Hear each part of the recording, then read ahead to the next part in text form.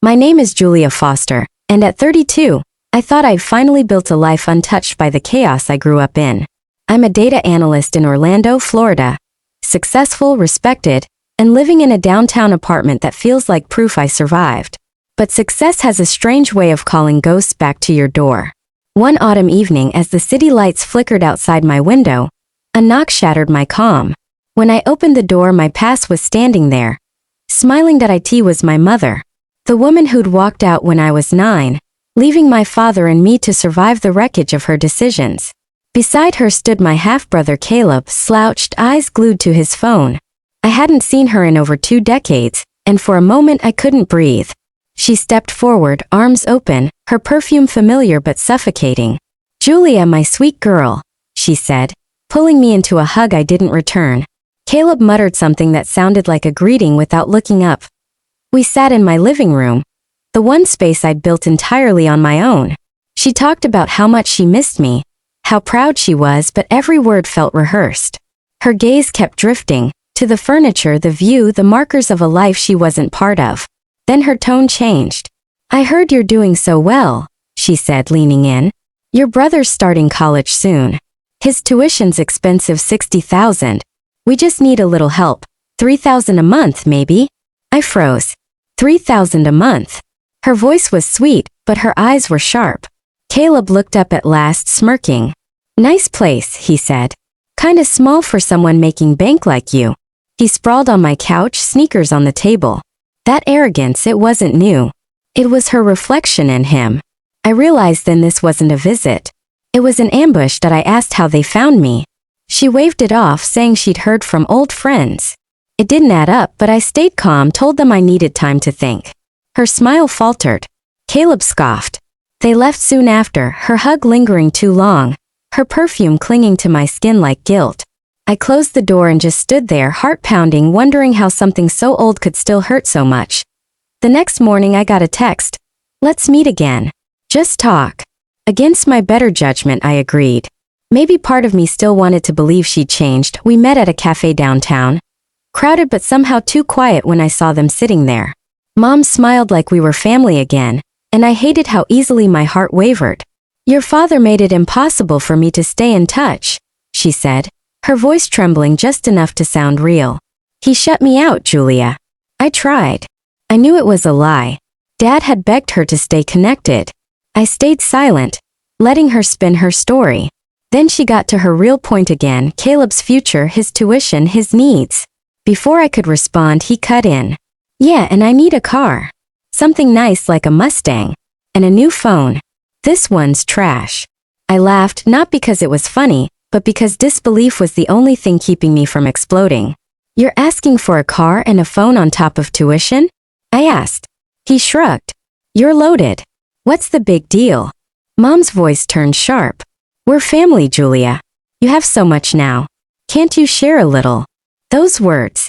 Family helps family. Where was that when Dad and I were eating canned soup for dinner? When I was 13, working after school to keep the lights on. I took a deep breath. "I worked for everything I have," I said quietly. "Dad and I had nothing after you left. I'm not your bank." Her mask cracked. "You're so selfish," she snapped. "I gave you life, and this is how you repay me?" Caleb sneered. "Figures you'd be like this. Dad was right about you. That was it." "I'm done," I said, standing. "I don't owe you anything." Mom grabbed my arm, her nails digging in. "You'll regret this, Julia," she hissed. I pulled away and walked out, not looking back. My hands were shaking. The betrayal felt fresh, like I was 9 again. Watching her walk out the door, I thought it was over. I was wrong. That afternoon my buzzer rang again. I opened the door and there they were. My mother's smile was brittle. "We just want to talk," she said. Against every instinct, I let them in. They sat on the couch like they belonged there. Her tone turned syrupy again. "You're doing so well, Julia. Why can't you help us? Caleb deserves a chance." He chimed in. "Yeah, it's not like you're broke." My skin prickled. I walked to the kitchen for water, needing a moment to breathe. When I came back, Caleb was at my desk. My laptop open. My banking app glowing on the screen. "What are you doing?"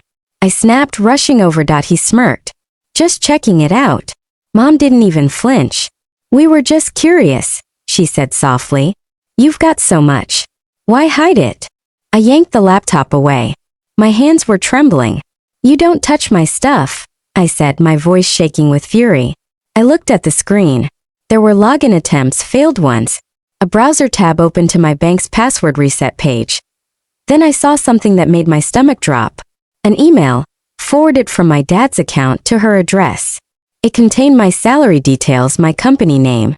She'd hacked his email. "You hacked Dad's account," I said, my voice low. Her face went pale. "Your dad's a failure," she spat suddenly, her calm cracking. "Running that pathetic diner, dragging you down with him. I had to know how you turned out so well." Caleb laughed. "Yeah, he's a loser. You're better than that." Something in me snapped. "Get out," I said. "Or I'm calling the police." Mom's eyes widened. "You'd call the cops on your own mother? You broke into Dad's email. You tried to access my accounts. You don't get to call yourself my mother." She stared at me, breathing hard, then grabbed Caleb's arm. "You'll regret this," she said coldly, and stormed out. I locked the door behind them and sat down at my desk, heart pounding. My hands hovered over the keyboard as I checked the logs. Multiple login attempts, password resets, everything. Proof. Proof that the woman who gave me life had tried to steal from me that I called Dad. I hated to tell him, but he deserved to know. When he picked up, his voice was warm, steady. I told him everything, about her lies, about the hack, about Caleb's arrogance. That he sighed softly. "That's Marie," he said. "Always twisting things to suit her." He told me he'd noticed his email acting strange weeks ago, that someone had changed his password. Hearing it confirmed broke something in me. She hadn't just betrayed me, she'd betrayed him again. The next day I took everything to my lawyer. Screenshots, emails, logs, all of it. "This isn't just manipulation," he said. "It's a crime." We filed for a restraining order. That night, I sat in the quiet of my apartment, the city hum outside barely reaching me. I thought about Dad, about the years we'd struggled, about the woman who'd chosen greed over family. And I realized something. Family isn't the people who share your blood. It's the ones who never walk away when things fall apart. If you've ever been betrayed by someone you thought you could trust, you know the ache that never fully goes away. But you also know this: healing doesn't come from revenge. It comes from finally saying enough. That's what I did. And for the first time in my life, the silence after the storm didn't feel empty. Felt like peace.